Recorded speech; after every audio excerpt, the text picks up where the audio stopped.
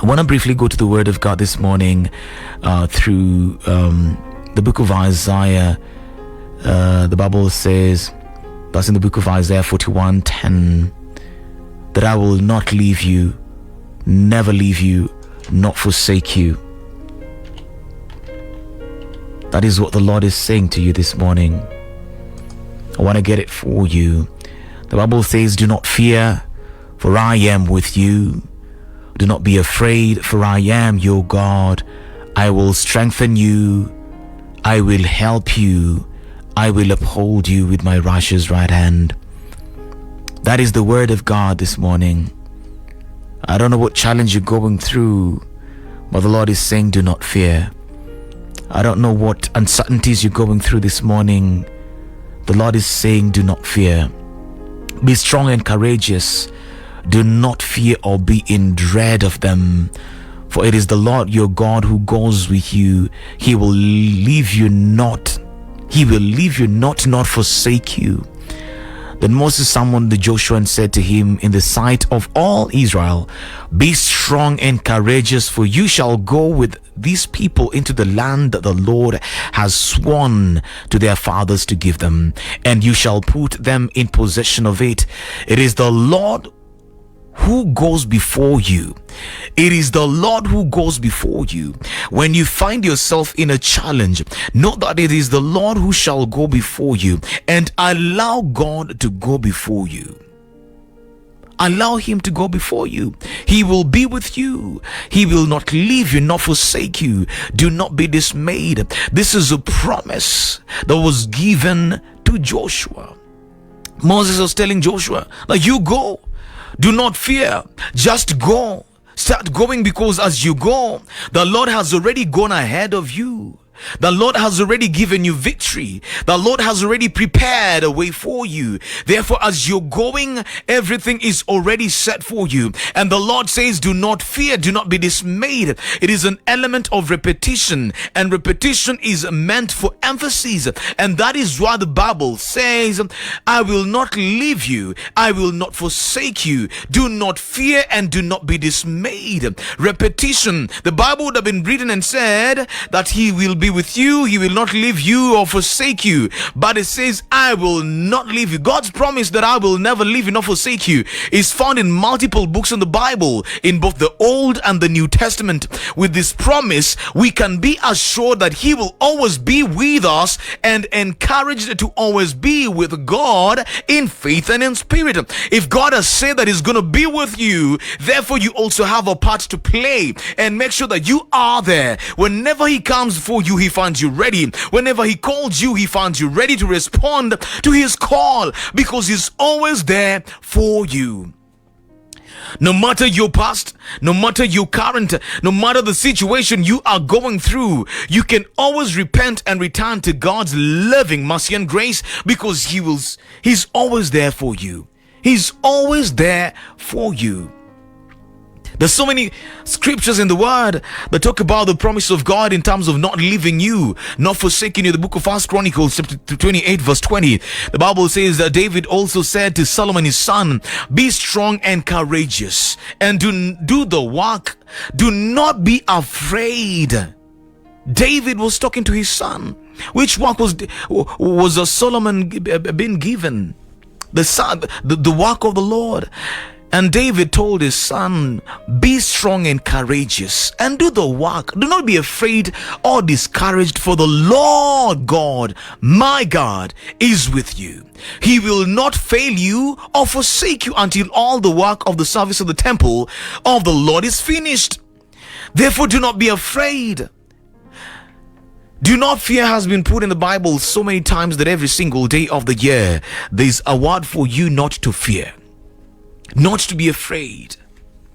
That the work the Lord has put in front of you, the journey that is ahead of you, you're looking at the year ahead and you're afraid how you're gonna make it through. Do not be afraid, child of God. You're looking at the report from the doctor and you're feeling like, how am I gonna make it through? Because you've been given a few days to leave. You're supposed not to be afraid, but hang on to the word of God. Hang on to the word of God and linger in his presence. God is faithful. 1 Corinthians chapter 10 verse 13. God is faithful. He will not let you be tempted beyond what you can bear. He will not let you be tempted beyond what you can bear. No temptation has overtaken you except what is common to mankind. And God is faithful. He will not let you be tempted beyond that which you can bear. But when you are tempted, He will also provide a way out so that you can endure it. That even when you get into temptations, even when you get into challenges, God always prepares a way for you. He knows the end from the beginning. He knows what your heart is all about. He knows your challenges. God is there for you, and He says, even if you go through that particular challenge, He's there for you. Do not be afraid. No temptation. So whatever situation you're going through this morning, whatever pain you're going through this morning, the Bible is reminding us right here that even if you are in that situation and you're feeling like it's not going to work out, there's no way out, God is reminding us that He has already prepared a way out. He already has an antidote to your situation. He already knows that you're going through this, and He has prepared a way out. Our part is to just align ourselves to God. Surrender. Beg your pardon. Surrender yourself to God. But when you're tempted, He will also provide a way out so that you can endure, so that you can endure it. Because whatever you go through is for the glory of God. The challenges you go through, we go through in life, the reason why God provides a way out is for the glory to go to Him. Remember, why would God do that? God created you for Himself.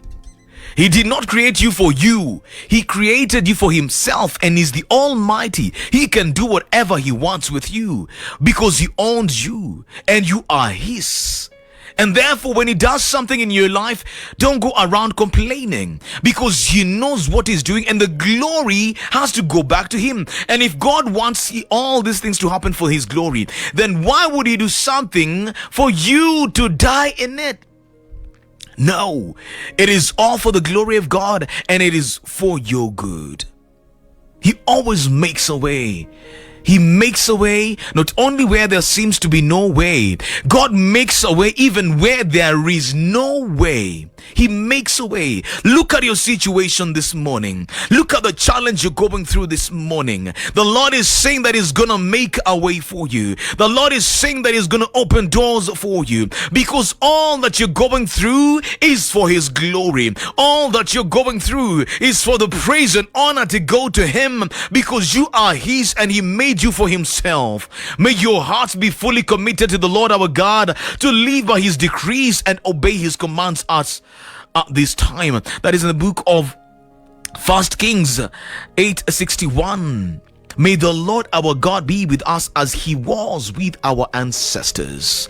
May He never leave us nor forsake us. The way the Lord God Almighty walked with David, the way He walked with Solomon, the way He walked with Abraham, the same God can walk with you today. He told Abraham to leave a place where he had known for a very long time, a place where he was already established. He was an established man, a business man, and He told Abraham, move, get out of your home, get out of your king's men, get from amongst them, and go to a place where I will show you, and I will make you a father of nations.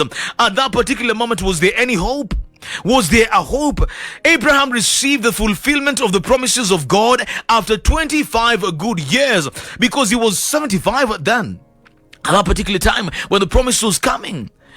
But he went through the season of waiting for 25 years. Abraham was waiting for the fulfillment of the promises of God upon his life, because of why?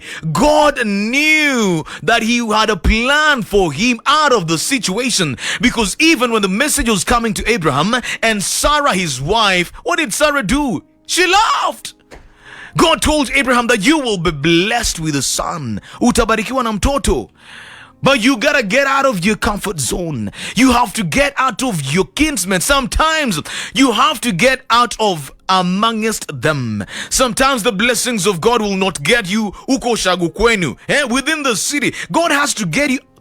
God was getting Abraham out of his comfort zone to a place where he will only depend on God, a place where he doesn't know anyone, that his sole dependence will be on God. And what did Abraham do in order for him to receive all that he received? He believed in God. He trusted in God. He fully walked in obedience with what was telling him. He left. Imagine. The Bible and theologians say that he was a very, very rich man. He was already an established man, a businessman. And then God comes and tells him, Abraham, I have a great plan for you. I have a great plan for you. I will make you a father of nations. And at that time, Abraham does not even have a son. I will make you a father of nations. How could it be? How could it be? He only believed because the Lord God Almighty was with him. He never left him.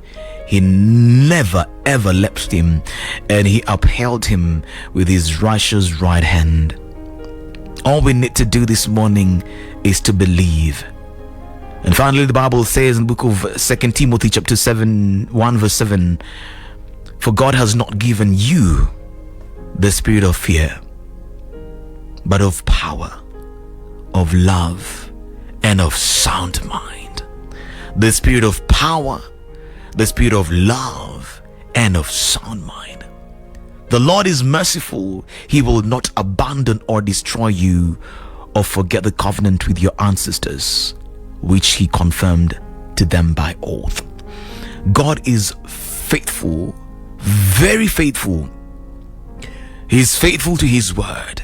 He's faithful to his promises. Can you be faithful to God? We get not because we're not faithful. Sometimes we fall short, and most of the times we fall short. The Bible says that for all have sinned and fallen short of the glory of God. Who are we? We fall short, yes. But the moment you fall short of the glory, don't remain there. The righteous fall 7 times. The mercies of the Lord are new every morning. When you fall short, don't remain down there. Don't allow the enemy to sit on you and remind you all the guilt conscience. Reminding you that you sinned yesterday, you lied the other day, you stole this and this. But come back to the Lord, cognizant of the fact that you are a sinner and you have fallen short. Repent and don't go back again. Repent and don't go back, because God is merciful. He's your Father and he cares about you, and therefore do not be afraid, do not be dismayed. The Lord himself goes before you and he will be with you. He will never leave you alone. He will never leave you nor forsake you. Do not be afraid. Child of God, this morning, do not be discouraged. But I don't know what you're going through right now. Do not be discouraged. Do not be disappointed. He will never leave you. He will never forsake you. He is here with you this morning. Pearl Radio, the home of fresh and classic hits.